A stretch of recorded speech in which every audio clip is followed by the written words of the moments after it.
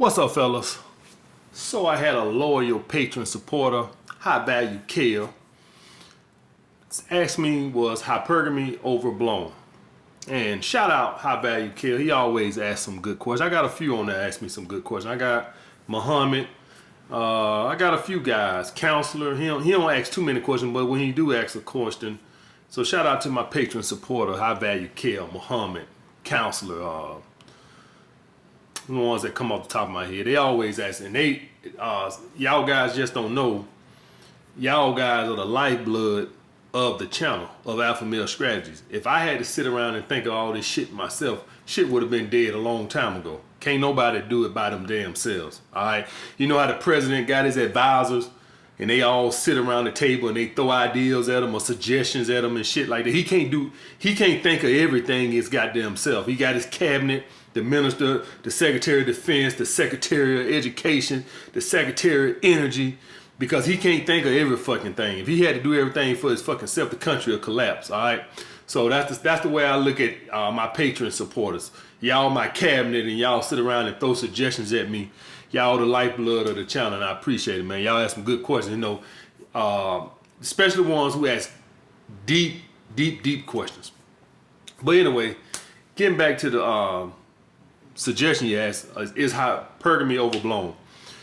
The thing with hypergamy, guys, yes, it is overblown. The thing with hypergamy is, and shout out Rollo Tomasi, he the first guy I heard talking about hypergamy. I'm not saying he the first guy that I heard talking about hypergamy. I'm not saying he the first for some guy come in the comments and talk about some philosopher in 1962 that created the word hypergamy. Keep it, motherfucker. I don't want to hear it. I'm just telling you, he the first motherfucker I heard say it. The thing with hypergamy, guys, is if you're an aspiring alpha male, hypergamy does not matter to you. It only matters to beta males and women seeking providers. That's the only time it should matter. If you watching me, hypergamy should not mean nothing to you. Now, why do I say that? What have I always said? What have the fuck I've been saying for the 2.5 years that I've been on here? Dick them down and toss them to the side of the road. About these bitches. If any of you guys go back on my Why I'm Against the MGTOW movement, on that video, what I was talking about was women who are looking for providers. What I said, I got me a nice car. I got me some nice clothes. I got me a nice crib. I sell them bitches a dream and I dick them down and toss their ass to the side of the road. What I was talking about, is those particular women, the guys was bitching and complaining about, the hypergamous women, sell them a dream and dick them down and toss them to the side of the road. We don't complain about hypergamy over here. I'm glad. Let me tell y'all guys something. Ask any guy there that's done been around the block a few times. These are the easiest bitches to fuck. No charisma is needed. None of that bullshit. No, you don't gotta have no abs. All you need is a decent crib, a car, and dress nice. These are the easiest bitches that you can fuck. Now, I ain't talking about the professional gold diggers. The professional gold diggers, it don't work on them. If you run across a professional gold digger, a real gold digger, she's gonna expect finances before she give up that ass. Cause she done already been sold that dream, dick down and tossed to the side of the road. So typically speaking, they don't fall for it again. See, guys, I done been around the block. I done dealt with all these type of hoes. I ain't just started selling hoes a dream a couple years ago when I became a personal trainer and started making some money. Remember what I told you guys? That I had this necklace. It was a nice little necklace I bought with my income tax, right?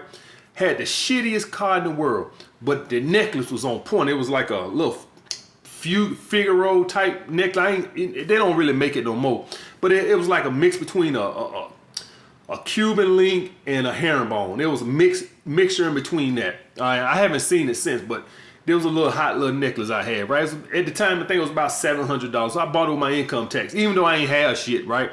I think the necklace cost more than the goddamn car, right? That's how ridiculous it was, right? So, but I could go in the clubs, push up on girls. They see that little stupid ass necklace around my neck, think I got some fucking money, right? And then sometimes I could fuck them and tell them, oh, this ain't my car. You know, this is my brother's car. I'm getting my car painted, or you know, this is my sister's car. My car in the shop. I'm getting something put on it, or whatever the case may be. Just lying to these crazy bitch. I'm not telling you guys to do that fucking shit. I wouldn't even do it no more, right? But at the time, that's what I'm doing, because I knew the necklace didn't match the car. You understand what I'm saying? I knew the necklace, if you looked at the necklace I had, and $700 ain't shit right now, right? Man, $700, man, you won't get shit for $700 now. But back in that time, gold was a lot cheaper. We talking about almost 20 years ago, guys. So gold was a lot cheaper. So you got, for what you gonna get for $700 now, you might get a itty bitty little piece of gold. At that time, $700 get you a pretty decent necklace. It won't get you shit right now. You get some little skinny old 50 gram bullshit, right? But at that time, you could get something that was worth something. You have a little weight to it. And I remember I fucked so many girls off of that goddamn little necklace I had. Using women hypergamy. Now, I didn't know what it, somebody came up with a phrase and called it hypergamy, but I always knew women love money. And I didn't invent this, guys. This been going on since the beginning of time. Guys always knew to be flashy to attract women, and really didn't have shit. I remember seeing guys who had rims, right? Guys who had rims, you know they ain't got shit. Motherfucker, you work with me and you got $3,000 rims. Motherfucker, we both make $750 an hour. And you out here with $3,000 rims on a $500 Caprice Cutlass. But they knew it attract the girls. So this shit been going on, guys. This sell a bitch a dream and dick them down to toss them to the side of the road, shit been going on. Back at those times, the rims was the big thing. All right, I ain't have no money to get no rims, so I went with the fucking necklace. But all us dudes knew to get something to lure bitches, so the bitches think you got some money. You ain't got shit. You don't want to bought this shit with your income tax. You ain't got a motherfucking thing. So, guys, hypergamy only pertains when you getting with a girl who you want to get in a relationship with, a girl that you know views you as a beta male provider. That's when you should be concerned with hypergamy. If you're a purple pill guy over here and you getting with a girl that you know views you as a beta male provider, you goddamn right, hypergamy should matter to you. You should only get with women who are with you. I'm talking about in a relationship. We fuck them hoes. Do not get in a relationship with them, because hypergamy will beat. Now, if you're wondering, well, AMS, how am I supposed to know if a girl is with me for me? I told you guys you can always tell by how she initiates sex and intimacy. But another key thing, guys, is when you with a girl that's with you for the wrong reasons, whatever you using to attract those type of females, you'll constantly see them talking about it all the time. So when I was with girls who was with me because of that little stupid ass necklace around my neck, what they would always do is ask me about, ooh, that's a nice necklace. How much you paid for that? Where you got that from? So like if you a guy who got a nice car, she'll constantly be asking you about the car. So if you a guy and you go get with a girl that's with you, that views you as a beta male provider, and you, let's just hypothetically say you got a 2020 Mercedes S550 or something like that, she'll constantly be asking you about that goddamn car.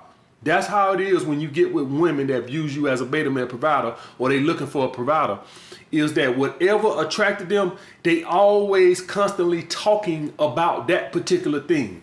They ain't got nothing to ask about you and your upcoming and your upbringing and your interests and shit like this. They only concerned with when you got that car. And you know, you didn't think about getting the BM, that's all they talk about, that goddamn car. So that's that's another way you can tell besides the intimacy. When a girl is really into you and stuff for you. Now, the thing with the finances, guys, at some point, every woman wants a stable man, right? I don't even hold that against women, because I want a stable woman. I won't even date the woman if she ain't got her shit together. In other words, she can't get in my rotation. I'll fuck her, but she won't be no girl I'm gonna see on a consistent basis. A girl that's living with her mama on Section 8 welfare or bullshit like I'm not finna date this bullshit, man. I'll fuck her. I'm not finna. This girl is not finna get in my rotation. Baby, you need to go get your shit together. You need to go fill out a couple job applications. Okay? I'm only gonna get with girls I'm gonna date on a consistent basis of women who have their own transportation. Unless you're in New York. In New York, you don't need transportation. But anywhere else, have your own transportation, your own place, and a good job. That's what it takes to get in my rotation. You don't need nothing but a goddamn fat ass for me to fuck you. But to get in my rotation, you definitely gonna have those. Give y'all guys a good example. Now, y'all know we going through this pandemic and bullshit, and my girl that I fuck with on Saturday, she comes over, she cooks. All right, she brings the groceries when she comes. She paid the previous 2 Saturdays. So this time I try to give $50 for the groceries because she just been paying the last couple of times. So I felt like, well, you know, it's my turn to pay for the groceries. She paid the other couple of times, and she gave me the money back. Like, all right, baby, it's okay. Well, first of all, she has her shit together. Let me say that first. She can afford to do that because she's not broke. And second of all, she's not with me for money. She's with me because she crazy about me. Okay, guys? And so I don't couldn't a dude with more money come take her from me. I am telling you that now. A dude with more charisma could. A dude that she finds more physically attractive could. But a dude with more money couldn't. I promise you. You know what she'll probably do? If a dude with more money, because y'all guys know I'm not in a committed relationship, so she wouldn't be doing nothing wrong. She'll fuck with that motherfucker, probably use him. You see what I'm saying? At the most, use him. But all he is just that, a beta male provider. That's all he is. He probably won't even get the fuck. She'll probably just jerk him around. That's probably what would happen if a dude she had met with more money started pushing up on her and throwing money her way. By me not committing to her, y'all know I don't do relationships. I just date. So it's not like she's doing nothing wrong because I'm dating other girls. Y'all see the phone calls. I'm dating other girls. So what's good for the goose is good for the gander, right? What's good for me is good for her. If I'm gonna date other chicks, she could date other dudes. That's what she would do. But as far as taking her mentally away from me, the only way he could take her away from me, like as in intimacy, as in her head and stuff like that, is if he had more charisma, because she's not a girl that's looking for a beta male provider. Do y'all guys understand that? So yes, hypergamy is greatly overblown, especially if you don't pertain, if you're not interested in getting with a girl, in a relationship with a girl who views you as a beta male provider. If you get with a girl like that, you goddamn right, it does matter. If you make 150 grand a year and she's with you because you're a beta male provider, and she meet a guy that makes 350, you goddamn right, she's gonna start pulling back. And the reason I say she's gonna pull back, she's not gonna just leave you like that. She's not gonna just. Y'all guys know how when you wanna say you got a job that's paying you 150, but let's say you want to get a job that's paying you 300. Well, you ain't gonna just quit the job that's paying you 150 until you got the job that's paying you 300. So if this girl, what she would do is she would date that person and she'll start to pull back from you, but she wouldn't cut you off completely until this guy gave her the job, because maybe he just want to dick her down and toss her ass to the side of the road. So most of these girls that are like that, they understand that dudes use money, but they don't really want nothing. So she's not gonna get rid of you until this dude shows that he wants something more than the fuck. And that's when you'll see that little pullback. So for when y'all guys see this little pullback going on, where you like, damn, she's a little wishy-washy. Like, I can't really put my finger on it. It's like she's not as available. And it's like she don't call as much. She's pulling back because she's taking applications. She's interviewing another guy for the job. And when he get that job, that's when she'll cut you off completely. But until then, she's smart enough to know that this ain't guaranteed yet, so I'm going to keep this job until I get that fucking job. So that's how that works, guys. But hypergamy is greatly overblown. Only people that think hypergamy is the end all be all is guys who really ain't never been viewed as an alpha male. Because if you're a guy over here, and I'm speaking from experience, guys. I'm not just pulling some shit out my ass and telling y'all. I had beautiful women that I was dating in that shitty ass basement. I am telling you, I had beautiful women, not 6s and 7s. Beautiful women that I was dating in that basement, and they were crazy about me in that shitty ass basement. So I'm telling you guys from experience that I know you could slip and trip, fall down the street and find a guy who was making more money than me when I was a fucking bouncer in New York City. So that wasn't nothing to find. Shit, you can go to McDonald's and meet somebody flipping burgers who was making more money than me. So shit, and these was attractive women. So that's why I can sit up here and tell you that hypergamy is not the end all be all. It's always what between her head. It's some women now. It's a select few of women out there that charisma and sex appeal and all that means nothing to them. I will give y'all guys that. It's some women out there that just won't care if they find you attractive or if you got charisma. If you don't got no money, they ain't got no time for you. And what I tell you guys is you just fuck those type of women. Don't get in a relationship with them. Don't even put them in your rotation. Just sleep with them and keep it moving. All right, guys. So that's what I got to say about that. But yes, hypergamy is greatly overblown. It only pertains to beta male providers. It don't pertain to none of us, guys. All right. All right. I'll get back with you guys later.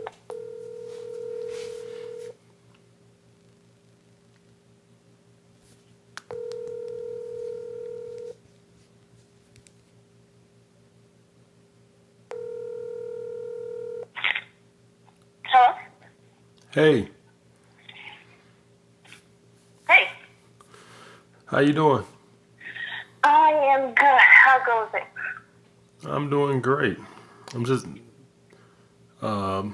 feeling good. Okay. So this conversation is off to a great start. What is that? I'm just messing with you. What you up to? Nothing. Sorry, I was in the middle of doing something, so that's why I was switching over from that. But hold on one second. I had to put my charger in. All right. Oh, nothing. I was just doing a mini floor workout. That's what it was. What kind of work? What kind of workout you doing? I was doing abs. Oh, okay. All right. Kind of late to be doing abs, ain't it? Well, tonight we had game night, so it's the end of the day, so I was actually winding down, just doing a little bit of self-care before I go to bed. You know how that is, and prepping for bed. So I was just spending some time for me. But yeah. You working from home? Yep. Yes, I do. I do work from home. Why are you going to bed so early then? Because I typically get up sometimes 4 or 5 in the morning. Okay. Because I like to get up 4 or 5 in the morning, but yeah. So when I go to bed like this, I will probably get up about 5, get some meditation going, and start my day before the world starts. You know how that is. So, right. Yeah. Mm-hmm. So, well, if I wanted to see you, when you gonna have time to see me? Are we all supposed to be quarantining? I'm trying to quarantine with you. That's what I'm talking about. Oh, you are hilarious. It does not work like that, but yeah. Mm-hmm. So you one of those people that just stay in lockdown till this is over with for the next 4 months? It's not going to be a change in my lifestyle. I typically work from home, and I homeschool, and it really hasn't impacted my lifestyle. It really has not. So you are homeschooling your kids? Mm-hmm. My girls, yeah. How old are they? 15 and 11, about to be 16 and 12. Oh, okay. Okay. So when you have time for yourself? I always have time for myself. They're very independent. They're like their mother. They're very independent kids, and they get along pretty well, so they hang out together. But, we have little routines and hangout times and stuff. Like today, their godmother came over for game night. So that's what we did, and we just wrapped that up. She comes over every Thursday. So, yeah. We got stuff. I got a pretty busy, non-busy calendar. Okay, all right. Because I wanna meet up with you to have a drink or something. Well, I don't think they do drinks and stuff right now because there's a stay-at-home order. So I think that's a curfew, right? For like 9 o'clock at night. I think there are no places that are serving anything for you to sit. Everything is to go. No. So, I was talking about maybe meet at a park and maybe we could bring our own wine. So you got to be creative, you know. You got to be well, I creative. think for me, I am good with the staying at home for a while because I have a lot of people in the healthcare industry. Like the kid's godmother works with the CDC and stuff like that. So I am privy to everything that's going on with this. So I recommend you yourself if you don't want to. I don't know. Do you work from home? Yes, I do. Okay. So yeah, that's why I'm like, stay home just for 2 weeks. 2 weeks. That's why we're still home. Yeah, because everyone is like This going thing out ain't and this they didn't take it serious. this thing ain't gonna be over in no 2 weeks or 2 months either. If people stayed home, it would have been done quicker. But nobody's listening. It's crazy. Right. Okay. I feel you. Because they know. The thing is, it's been in the U.S. since. All right. I just hung up on the bitch. So what ends up happening, guys, is y'all gonna be talking to these girls. Y'all gonna meet some of these girls online. And when they start to sounding like that, I'm just gonna hang up the phone in their face. All right. I understand that they have concerns about, you know, the quarantine and shit like that, but I'm not finna sit here and chat on the phone with your ass for the next 3 months while they figure this shit out. So if you ain't down with meeting in the park, I'm talking to them on the phone. I'm not gonna try to convince them too long. I'm just gonna hang up in their fucking face. So that's how you know, that's the sleazeball coming at me. So I'm not even finna. I could have talked and tried to think of a nice way to get off the phone. I'm not even gonna do that. I'm just gonna hang up in their fucking face. All right. So that's how I'm handling. I'm not telling you to handle it that way. And the reason I handle it like that is y'all guys saw the last phone call where the girl's like, "Oh, you rushing me off the phone," and blah blah blah blah blah. Right. And so in order, I'm not finna go through that shit no more. So for now on, when I see a girl, she doesn't want to meet up at the park or something, which I understand. If a girl, I'm not upset or nothing like that. I'm not even finna try to spend the next 3 minutes weaseling off the phone. I'm just gonna hang up in their fucking face. So that's what I'm gonna do, guys. But I'm gonna make another phone call. I'll get back with you guys in a minute. What's up, fellas?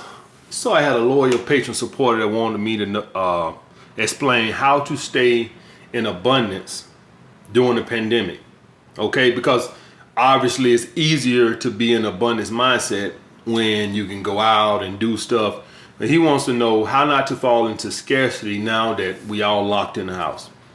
Well, see, guys, this is the problem with trying to get abundance from just having multiple women. See, that's the thing. So especially if you're a purple pill guy, how you gonna stay in abundance when you get in a relationship if you're a purple pill guy over here? And like I said, I don't judge nobody. The only ones I judge, and you know what? I don't even want to say I judge the blue pill simps because they just naive and they haven't stumbled across my content or another red pill content creators content, right? So they just haven't been privileged. All you motherfuckers that are over here, you experienced something and you was going through some bullshit and you went seeking answers, and that's how you fought. It's not like you was on YouTube looking at Graham Stephan financial videos and then they put me on the suggested over, are you watching Dave Ramsey videos and then here I am on the side over here. No, you was looking at some dating advice or something, some bullshit women was doing, or you Google some shit and you ran across my ass. Okay, so they just haven't been through that yet. But if they do, if they come across it, then they'll be just like you. They'll be over here learning just like you. But so that's the situation. So I don't even judge blue pill guys. They just naive. They just haven't seek knowledge yet. And the purple pill guys, I understand the guys who don't want to be out here digging them down and toss them to the side of the road. It's not what I want to do, but I don't judge guys like that because I know that a lot of guys want to start a family and stuff like this. You just aware of the risk. You just know what the fuck to expect for it, and you're not surprised by no bullshit women do. Okay? But if you trying to build your abundance mindset, or you need abundance of women to maintain your abundance mindset, you are fucked if that's the only way you can get it. Because no matter how great you are, no matter how good your dick is, at some point, you might experience some type of drop. At some point. I ain't saying it's going to be 3 years, but maybe you, for 3 months, you might don't have no ass. Okay, I tell you guys to keep women in the friend zone or whatever. You might not even have that. So now how you going, when you meet a new chick, how you going to act in abundance? Abundance, guys, is all in your mindset. You have to have a lifestyle of abundance, not with the women. First of all, you have to master the ability to be alone. What do I mean by that? This is why I don't have friends, guys, or male friends, all right?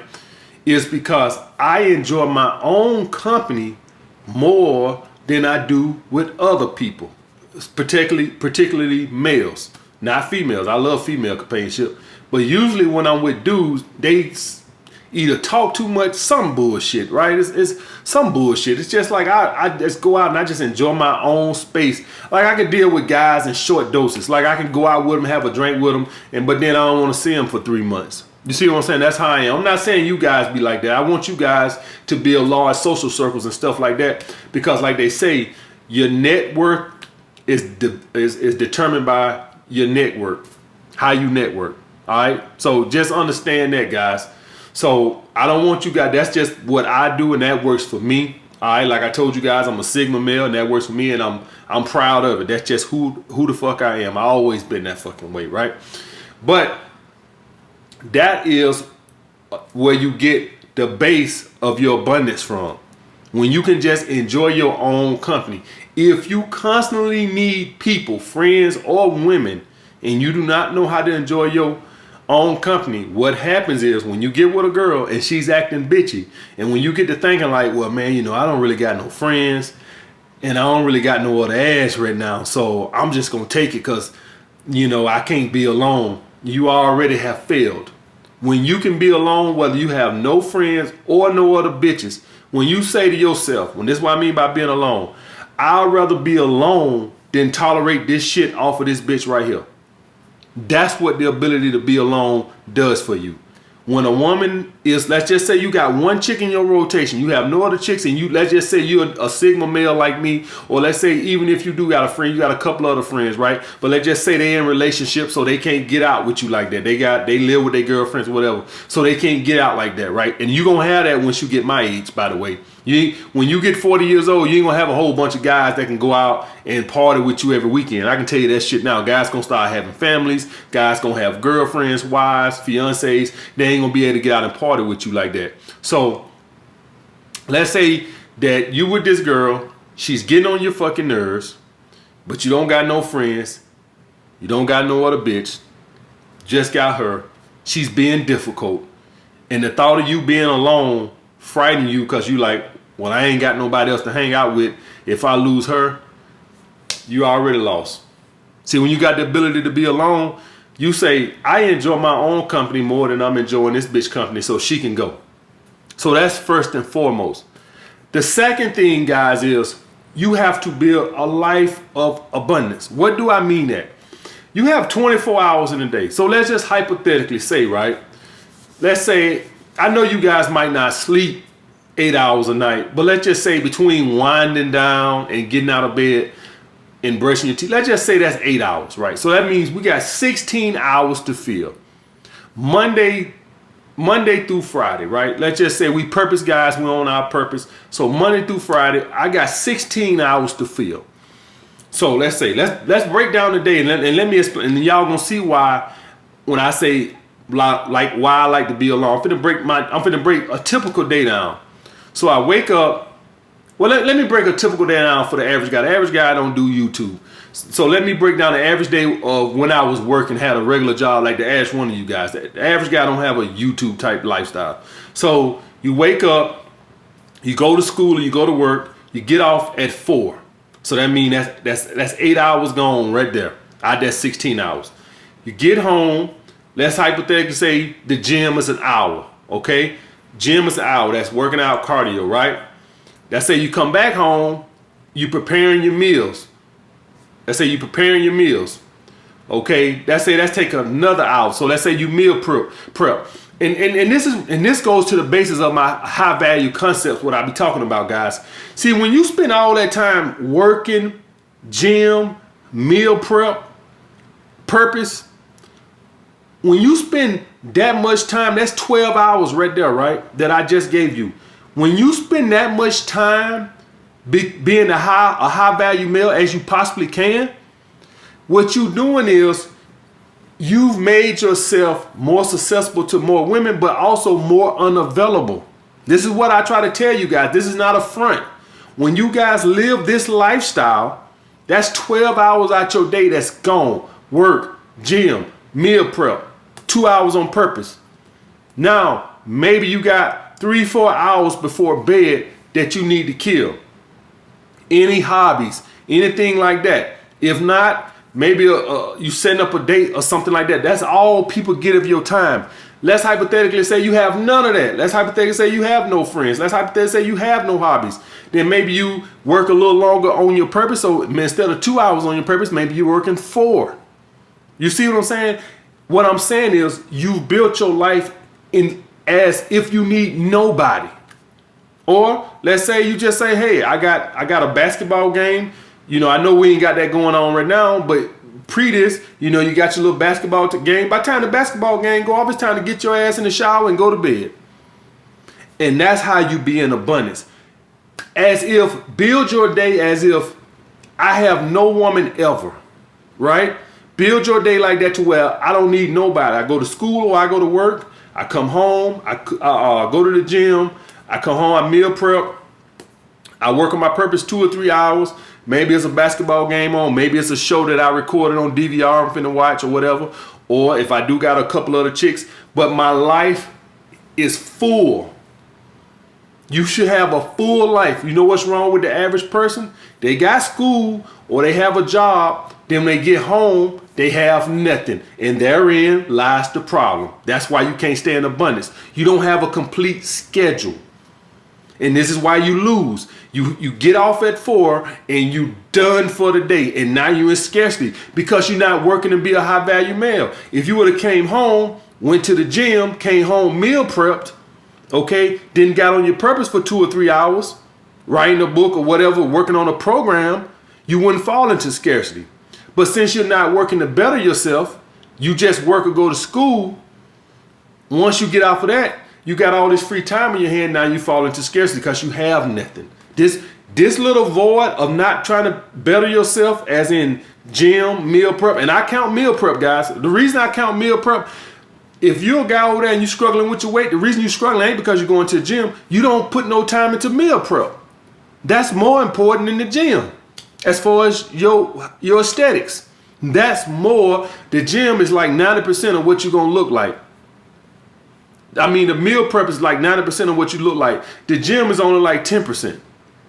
You have to, if you're gonna focus on the gym, you need to get that same amount of time on weighing your food and cooking your foods. And I'm just gonna put this out there, guys.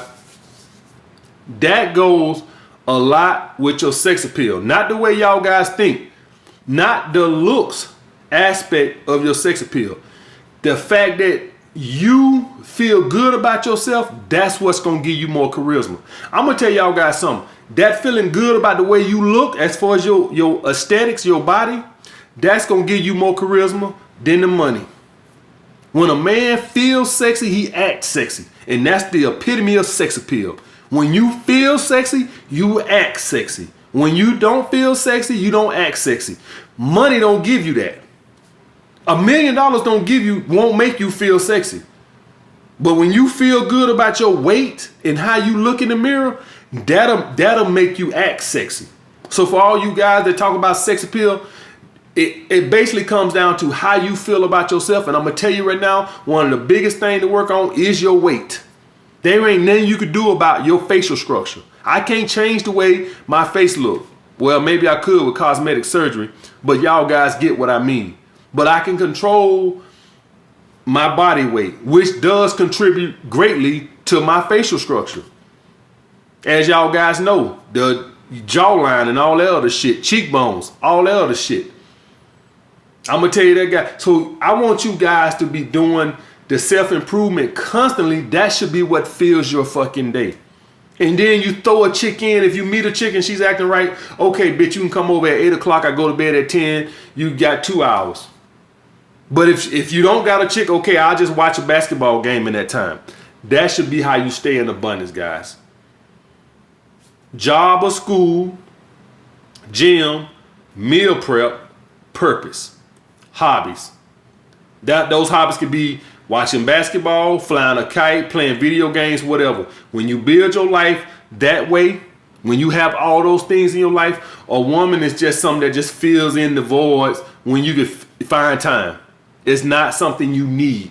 So that's how you stay in abundance. I'm in abundance. I haven't, except on the weekend. I mean, I'm in abundance all the time, but the only time I really feel like I need more to do is on the weekend. Because as y'all guys know, I always took the weekend off. All right. But Monday through Friday, I'm on these videos. I'm answering emails. I'm working on my next book. My day is full. For the last year or so, I didn't do as much on the weekend because I felt like I deserved the weekend off.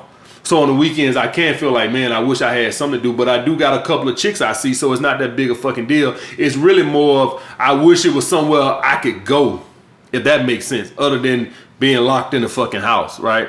So that's the thing with that, guy. That's how you stay in fucking abundance, man. You have to build your life complete from the time you wake up to the time you go to bed. And if you meet a chick, okay, you can fit her ass in that little 2 or 3 hours before you go to bed. All right, I'll get back with you guys later, man.